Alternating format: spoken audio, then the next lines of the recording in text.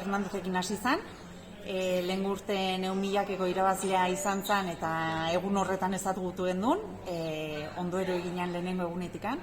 Eta beran bitartez Fernandokin jarri zigun harremanetan eta kontatu zigunen erronka honi buruz, eske olako erronka bati ezin diozu esan ezetz. Osea, orduan, komentatu zigunen zala herri desberdinetan kilometro anitz ikea eta ikusgarritasuna ematea, bai desgaitasun eta gaixotasun arraroei, baietz esan gendun. Eta zertan datzan erronka? Erronkak datza egun bakoitzean, Lazkaun, ingo die 53 kilometro korrika, herrin ikusgarritasuna emateko.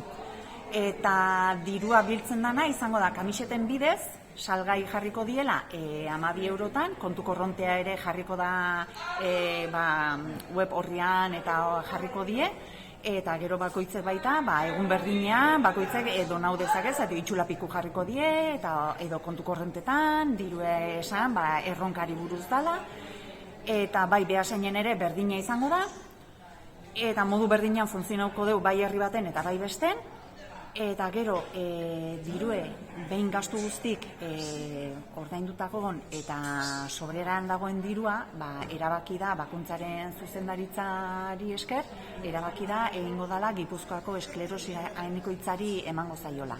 Han rehabilitazioa eta egiten dan pertsonari pixkat laguntzeko eta adiminago izateko gastu, zerratio gastu asko die. Uztailaren 18an izango da Lazkaon, hasiko dala Euskadien Parantzan goizeko 8 erronka hasiko da. Sorpresatxo batzuk ingo dizkiogu Fernandori, bai hasieran eta bai bukaeran, ez ditugula esan naiz, sorpresa izaten nahi dugu.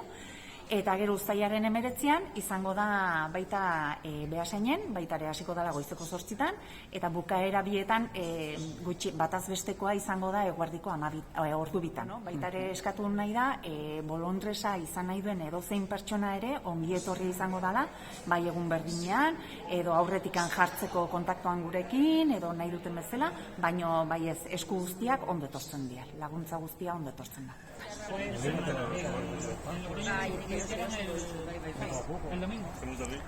Goierri aldetik pasauko dien etapa hauetan eta erronka osoan orokorrean zeregin gogorrena Fernandok daukala, baina ni euskalduna izan da, zikiera Goierri aldetik pasauko dien bi etapetan egongo naiz, ez dakite osorik parte hartuko dudan ala, pixka sobre la marcha izangoa da, baina desde luego nire irudia Miguel Eras, Roberto Erasena eta beste korrikalari batzuna agertzea guzti honi bizibilidade punto bat emateko, niretzako pertsonalki ogore bat da, baina bai uste dut kirolari bezala egin beharreko gauza bat, ez?